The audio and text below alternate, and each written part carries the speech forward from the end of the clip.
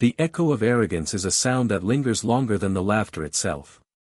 When an officer laughs, especially in the presence of others, the sound is not just about amusement, it becomes a performance, a declaration of dominance, an expression of the invisible hierarchy that surrounds the uniform.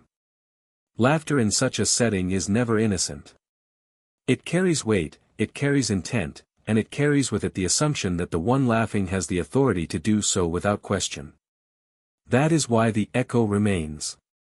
It is not merely noise, but an imprint on the minds of those who hear it. It says, I am in control. I am untouchable. That echo becomes louder than words, because it plays itself again and again in the silence that follows. Arrogance rarely needs to shout. It often reveals itself in the subtle gestures, the smirks, the way laughter erupts in places where seriousness should reside. It comes from a place of comfort, from a belief that the structures in place are fixed in one's favor. For the officer, the laughter was not about humor. It was about placement. It was a demonstration of where he believed he stood on the ladder, above those who were forced to listen, above the moment itself. This is why arrogance leaves echoes. It does not disappear with the sound, it remains as a reminder of the imbalance of power. The echo of arrogance is dangerous because it normalizes itself. Once it is heard, it becomes expected. Subordinates may learn to stay silent, peers may learn to accept it, and even those above may ignore it until it grows louder than it should.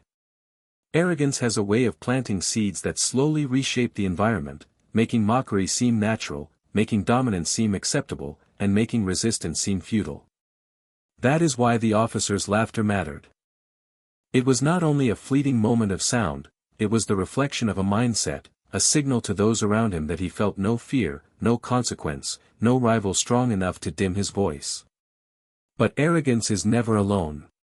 It feeds on silence, it feeds on the compliance of those who feel they have no choice but to accept it. The echo grows not because of the laughter itself, but because no one dares to speak against it. Each repetition makes it bolder, each ripple makes it harder to challenge. The echo of arrogance thrives in environments where fear outweighs justice, where hierarchy is mistaken for invincibility. That is why the laughter of one officer could fill a room so completely. It was not the volume of his voice, but the absence of any voice to counter it. The echo of arrogance also reveals something about time. In the moment, laughter seems brief. But when tied to pride, when tied to authority, it travels forward, replaying itself in the minds of those who heard it. The laughter returns when the officer enters a room, when his name is mentioned, when others recall the imbalance of that day. The echo carries memory with it, and memory is a force that shapes perception. Once arrogance is heard, it changes how people see, how they listen, how they respond. The echo is not only a sound, it becomes a shadow, following both the one who laughed and the ones who heard it. Yet arrogance, for all its noise, is fragile. Its echo might seem powerful, but it depends on the assumption that it will never be challenged. The moment it collides with a force greater than itself, the echo falters. But until that collision arrives, the sound remains, resonating in the corners of every space, in the silence of every subordinate, in the tension of every unspoken word. The officer's laughter was more than amusement, it was the echo of arrogance filling the air, growing louder the longer it went unchallenged, carrying itself into every ear that could hear, waiting for the moment when something, or someone, would finally interrupt it. The unexpected interruption is never just a pause in sound, it is a rupture in the flow of certainty. When everything seems set in place, when confidence swells unchecked, when the rhythm of the room follows the voice of one person, the sudden break arrives like a crack in glass. It is not anticipated, it is not invited, and that is what gives it power. An interruption is powerful precisely because it does not ask for permission. It steps into the space, disregards the existing order, and shifts the atmosphere without needing explanation. The officer's laughter was rolling on with ease, but the interruption came in the form of a ringing phone. A simple sound, yet it carried more weight than his voice, cutting through arrogance with sharp precision. What makes an interruption unexpected is not merely its arrival but its timing. At the height of confidence, when the performance of authority feels unshakable, the break comes and reminds everyone that control is never absolute. The interruption arrived not in the form of argument or resistance from those present, but from something external, something the officer could not control. That is why it carried such force. It showed that power can be suspended in an instant, that a new center of gravity can emerge without warning. The interruption reminded all who witnessed it that no voice is immune to being silenced, no laughter immune to being stopped. An unexpected interruption unsettles not only the one being interrupted but also those who are watching. For the listeners, it is a reminder that the flow of events is not as predictable as it seems. A moment earlier, the officer's laughter had filled the room with a sense of inevitability, as though nothing could counter it. Then the interruption proved otherwise. Suddenly, the certainty dissolved, and uncertainty entered the space. People who had resigned themselves to silence found themselves alert again, listening differently, watching differently. The interruption reset the atmosphere, carving a space where change could occur. The unexpected interruption also reveals how fragile arrogance truly is. The officer's laughter had seemed unshakable, but the ring of the phone pulled the ground out from beneath it. The interruption did not argue, did not confront, did not raise its voice, it simply existed.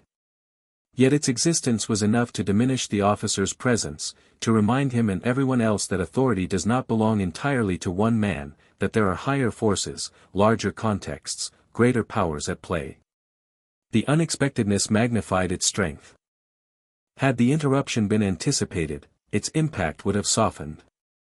But because it arrived without warning, it carried the sting of exposure, leaving the officer vulnerable in a way his laughter had tried to conceal. What also gives an interruption its weight is the silence it produces afterward. Before it, the room is filled with sound, filled with a rhythm that seems unstoppable.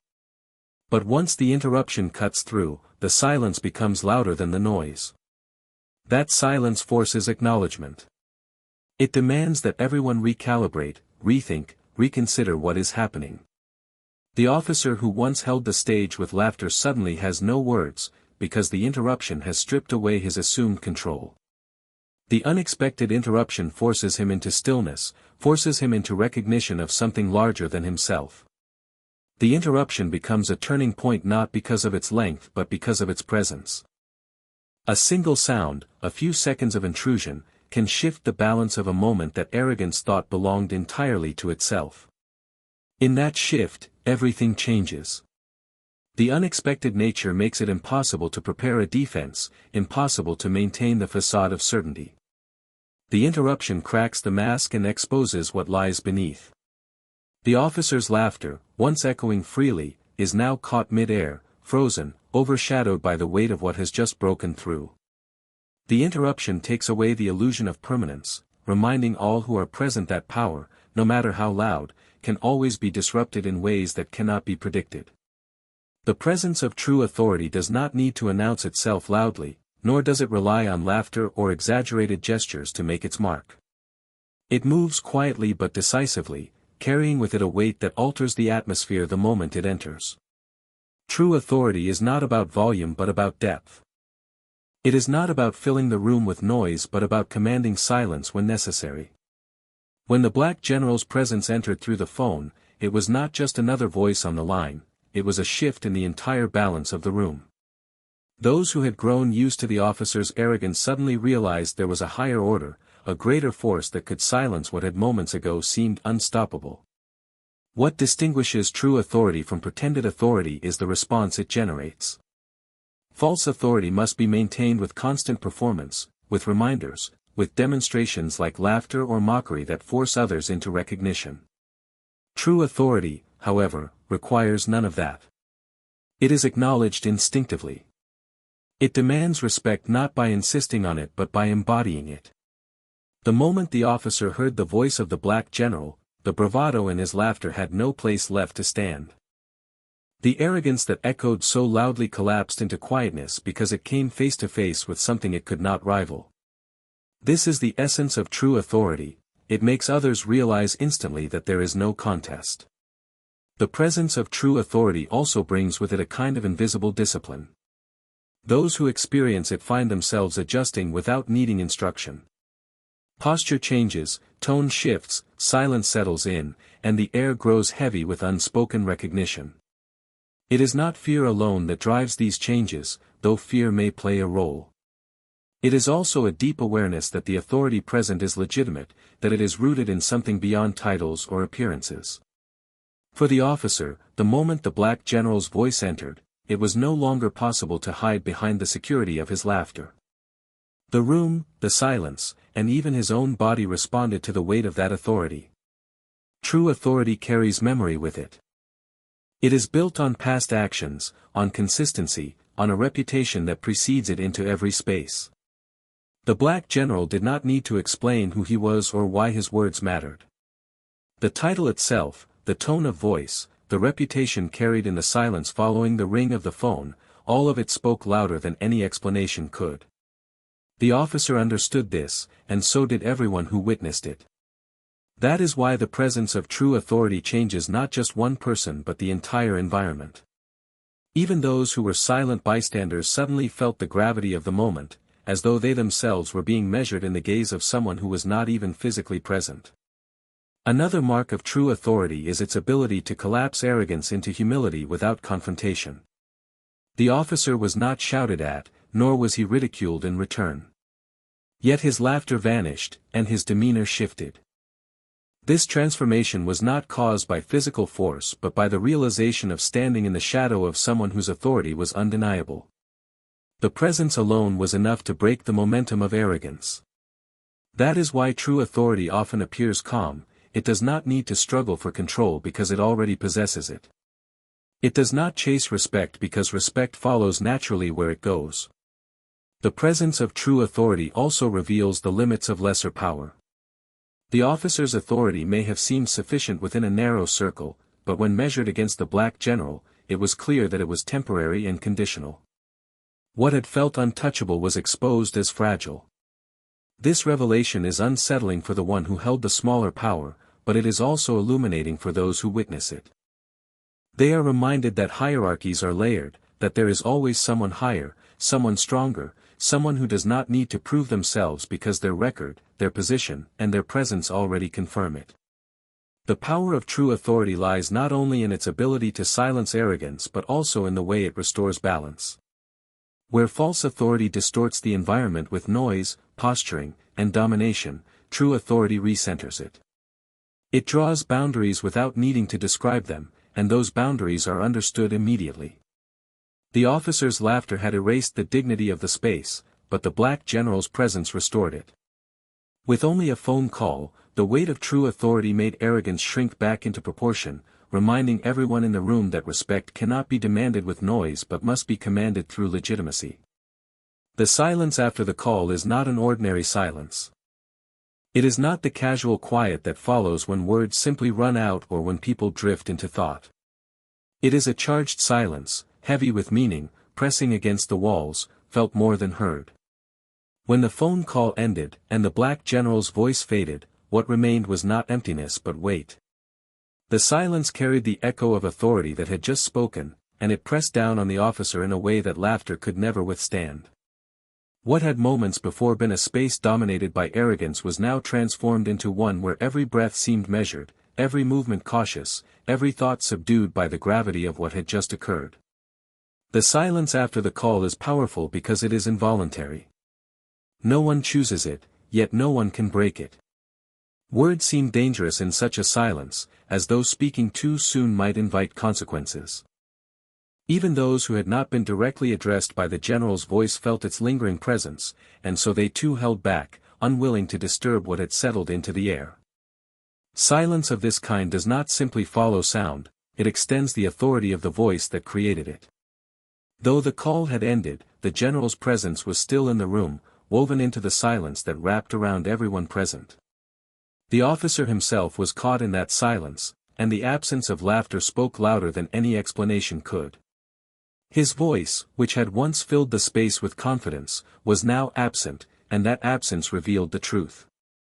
The silence was not only external, it was internal as well.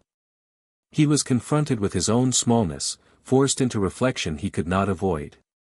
The silence after the call acted like a mirror, showing him the limits of his arrogance, showing him the difference between the noise he had made and the true authority that had just spoken. No one had to remind him, no one had to correct him, the silence itself was the reminder, the correction, the judgment. This kind of silence transforms the perception of everyone who experiences it. What had seemed like confidence before is now revealed as fragility. What had seemed like control is now shown to be dependent on circumstance. The silence lays bare the contrast between false authority and true authority in a way words cannot. People do not remember what the officer had laughed about, they remember the silence that followed the general's call. They remember the stillness, the sudden shift, the atmosphere that made even the air feel heavier. The silence after the call became the real turning point, because it captured the essence of what had changed and allowed it to sink into every person present. The silence also holds power because it creates space for reflection. In the absence of noise, people are forced to sit with what has just happened. The officer, stripped of his performance, must confront the reality of his position. The bystanders, who might have felt powerless before, begin to recognize that arrogance is not invincible. The silence becomes a teacher without speaking, shaping thoughts, reshaping attitudes, instilling lessons that will last long after the sound of the phone has faded from memory. Silence after such a call is not emptiness, it is full of realization, full of the truths that words often obscure. Another dimension of the silence is the way it isolates. The officer, once the center of attention, now stands alone in it. His laughter had sought to draw others into complicity, to make them part of his performance, but the silence separates him. It exposes him, leaving him without allies, without support, without the comfort of shared amusement. Everyone feels the silence, but for him, it is personal. It closes in on him, magnifying his discomfort, amplifying the contrast between his earlier arrogance and his present vulnerability. In that silence, he is left with nothing to shield him from the weight of what has just been revealed. The silence after the call becomes more than a moment, it becomes a memory. Those who were there will recall it not as a blank space but as a force that filled the room more completely than any sound could. They will remember how it felt, how it froze the air, how it shifted the power dynamic entirely. Silence of this kind imprints itself on memory, ensuring that the lesson it carried cannot be easily forgotten. The officer may speak again, laughter may return in another time, but the silence after the call will always stand as a reminder, lingering just beneath the surface, ready to resurface whenever arrogance threatens to rise again. The shift in respect happens quietly, yet its impact is unmistakable. At first, respect seems directed toward the officer, not because he has earned it but because the position he holds demands it. His laughter was tolerated, his arrogance endured, not out of admiration but out of obligation. Those in the room were bound by the unspoken rules of hierarchy, where questioning authority is often confused with disrespect, and silence is mistaken for loyalty. Respect in such a situation is fragile, built more on formality than on truth. But when the call from the black general ended, that fragile facade began to crack, and the current of respect shifted away from arrogance and toward true authority. The shift in respect does not always come with open declarations or visible gestures. It happens in the eyes of those present, in the way their attention moves, in the way their silence deepens for one figure while growing hollow for another. Before the call, the officer's presence seemed dominant, and his laughter filled the room with a forced kind of authority. After the call, however, the respect once tethered to him drained away, leaving him exposed. In its place, the weight of the general's authority rose, even in absence, commanding recognition without effort. The room itself seemed to realign, acknowledging where genuine power resided. Respect is not static, it flows to where it feels deserved. For the officer, the realization of this shift was inescapable. Moments before, he had believed the laughter made him appear strong, untouchable, even admired. But respect that must be demanded or coerced is never stable. The phone call revealed this truth with painful clarity. Those who had once looked at him out of obligation were now looking past him, their thoughts filled not with his noise but with the silent weight of the general's presence. This shift was not spoken aloud, yet it was stronger than any verbal rejection could have been. The shift in respect is also a form of correction. It rebalances what had been distorted. When arrogance oversteps, it bends the natural flow of respect, forcing it towards someone unworthy. But once true authority appears, even indirectly, the imbalance is corrected. People instinctively recognize legitimacy when they encounter it, and their respect follows. The officer, for all his performance, could not hold it. The general, without being present, claimed it with ease. This contrast revealed the difference between borrowed authority and inherent authority, between the power of a position and the power of a person who embodies leadership. For those who witnessed it, the shift in respect was also a lesson. They saw how quickly admiration can vanish when it is rooted only in fear or hierarchy. They saw that the laughter which once demanded attention now seemed shallow, almost absurd in light of the deeper authority that had entered the room. Respect, they realized, cannot be manufactured through arrogance. It must be earned, and it must be sustained by legitimacy. This lesson, though unspoken, would linger with them, shaping how they responded to authority in the future.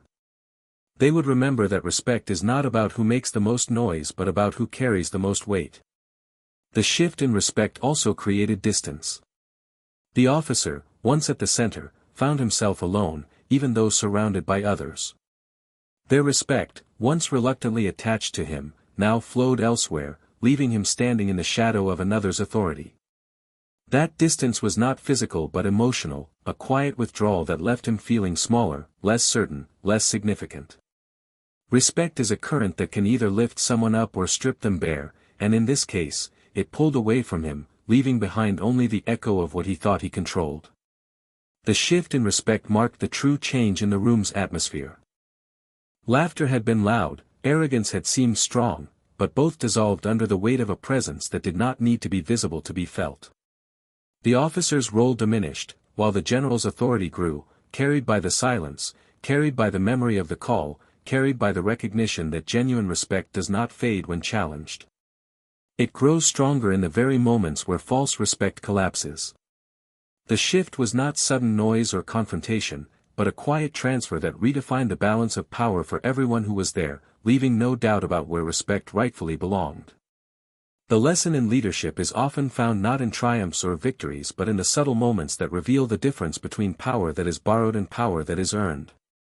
Leadership is not a uniform, not a title, not the sound of laughter filling a room in an attempt to dominate. Leadership is measured in the way others respond when true authority makes itself known, in the way silence can teach more than words, in the way respect shifts naturally toward the one who embodies it. The officer thought his laughter was leadership, a display of confidence that forced others to recognize his position. But when the black general's call came through, the facade collapsed, and in that collapse emerged a profound lesson about what leadership truly is and what it is not. Leadership is not noise. The officer relied on sound, laughter, arrogance, mockery, to assert control. Yet noise can be silenced in an instant.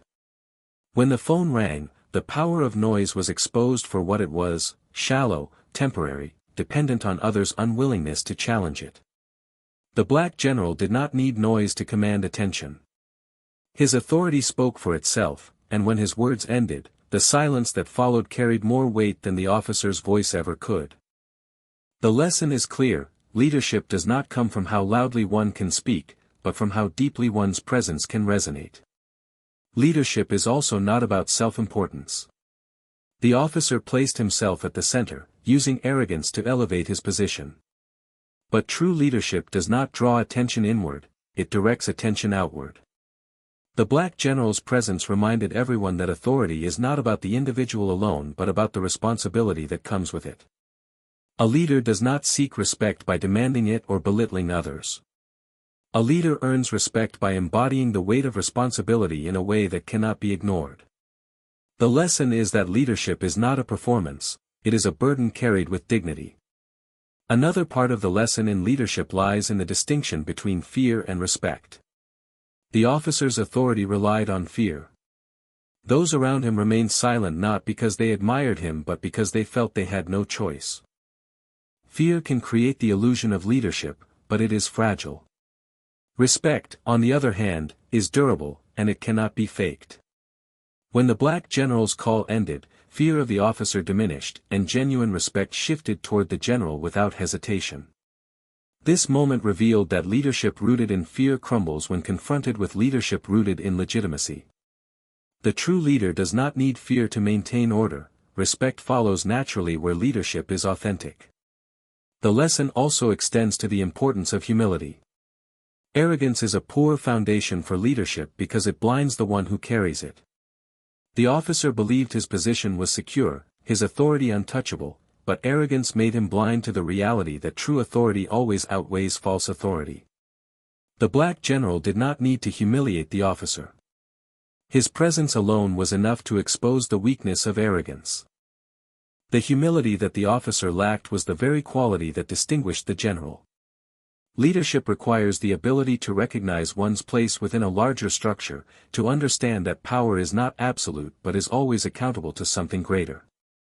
Without humility, authority becomes noise; with humility, it becomes leadership. The lesson in leadership also touches those who were silent witnesses. They learned that the kind of leadership worth following is not the one that entertains itself with arrogance but the one that steadies the room with quiet authority. They saw how quickly noise fades and how lasting the impression of true authority can be. In that moment, they were reminded that leadership is not about standing above others but about carrying a presence that commands respect without demanding it. The lesson was not only for the officer but for everyone who experienced the shift in atmosphere, the silence that lingered, and the respect that redirected itself. In the end, the lesson in leadership becomes a reminder that titles and positions may grant temporary authority, but they cannot create lasting leadership. Leadership is not assigned, it is recognized. It is not performed, it is lived. The black general demonstrated this truth without needing to be physically present. A single call, a few words, and the weight of his authority transformed the room. That is leadership, the kind that speaks once and is remembered, the kind that leaves silence heavier than noise, the kind that shifts respect without force. It is a lesson that stays with those who witness it, a lesson that marks the difference between arrogance and authority, between position and leadership.